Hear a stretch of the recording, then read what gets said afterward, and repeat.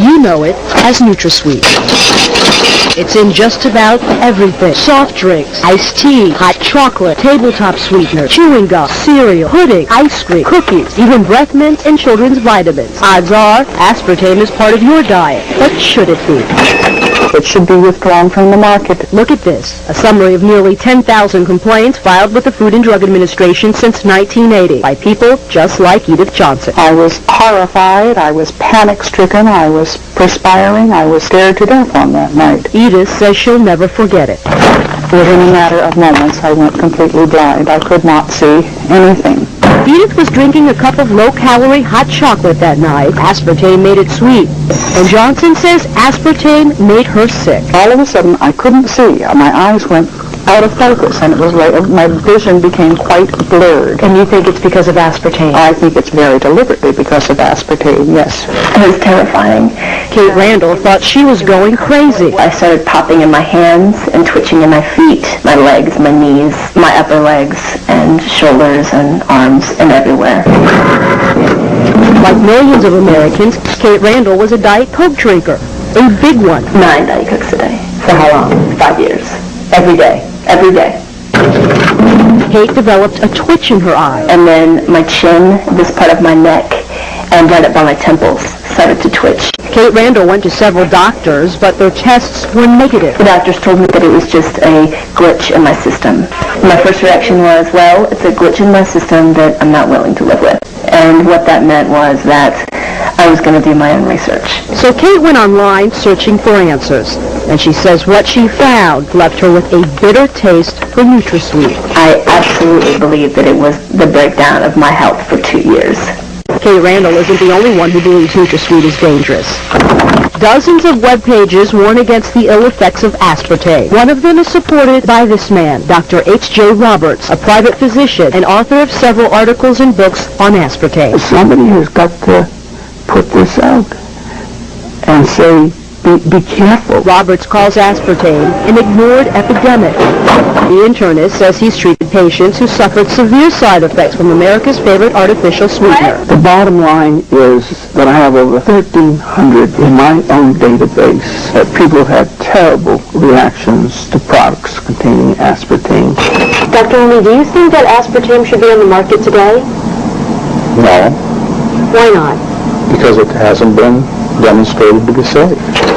Dr. John Olney is a researcher at Washington University in St. Louis. I fed aspartame to infant mice and found that it produced the same kind of brain damage that monosodium glutamate causes. Dr. Olney started studying the effects of aspartame in 1970. He says he was alarmed when the rodents developed brain tumors. It indicates that if there's an adverse effect, a serious adverse effect in the animals, and if that adverse effect is absolutely proven in the animal research, then it should not be approved for human use.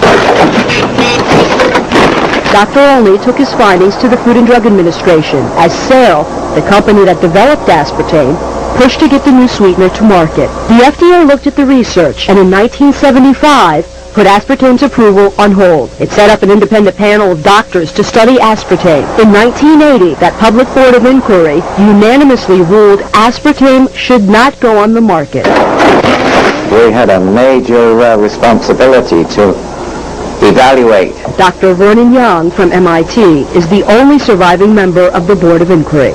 Our conclusion was that on the basis of the evidence presented at that time, we weren't able to assure ourselves of the safety of aspartame in that particular context, and that we advised the need for additional studies.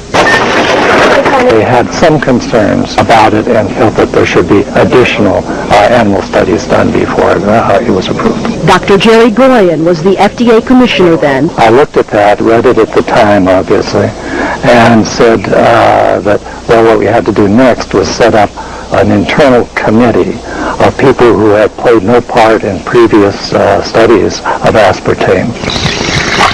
But Goyen never had the chance to review the results. That's because he was forced to step down in 1981.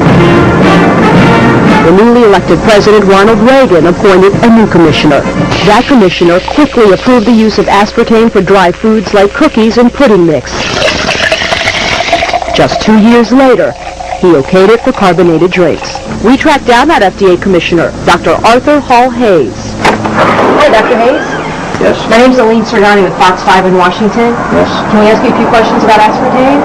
FDA has all the information you need. Yes, but sir, you were the FDA commissioner when aspartame was approved, and so we'd like to ask you a few questions. No, I really have no comments. All the information is available to Food and Drug Sir, Administration. don't you think it's your responsibility as the FDA commissioner when aspartame was approved to answer some of our questions? Not now. I'm no longer commissioner of the FDA. Do you think the public was ever I put at believe- risk? Sir, was the public ever put at risk? Sir, do you think he put the public at risk, sir? Yes, I do. Senator Howard Metzenbaum has his own concerns. I can say that I was dissatisfied with the manner in which aspartame was approved. So Senator Metzenbaum requested a review of the FDA's approval process. I have a kind of recollection of it that sort of left a bad taste in my mouth. And it wasn't from aspartame. To understand the senator's concerns, you have to realize what this little blue packet is really worth. Searle sells millions of dollars of aspartame each year. It's used in nearly 6,000 products, including Diet Coke.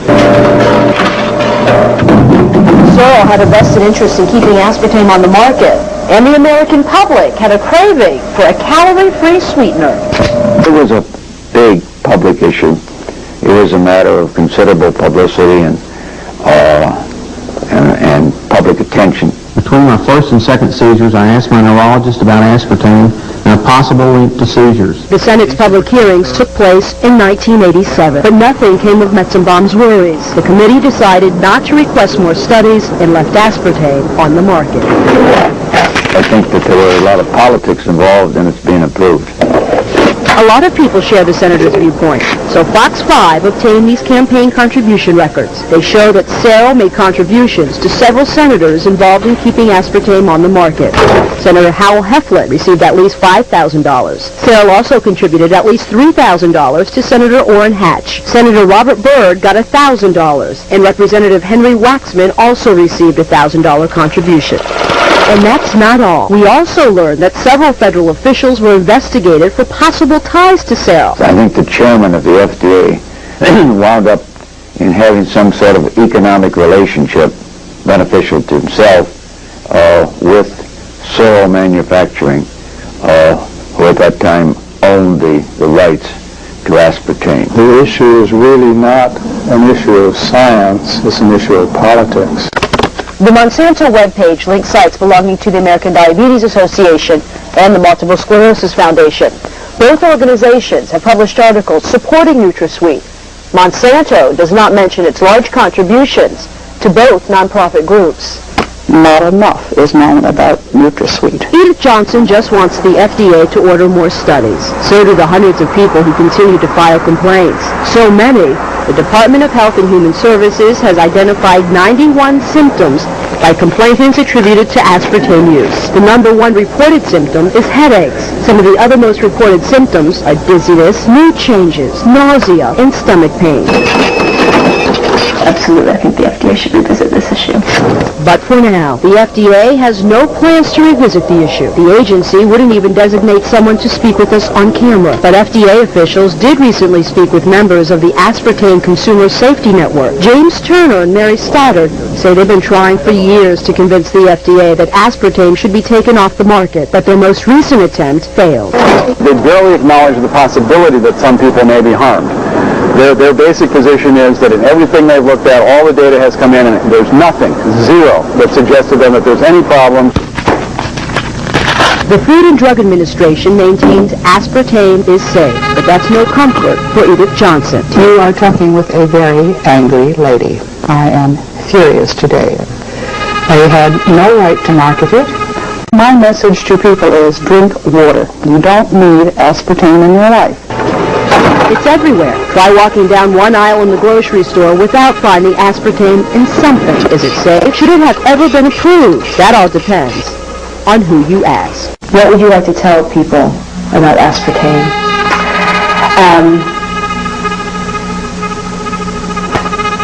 avoid it.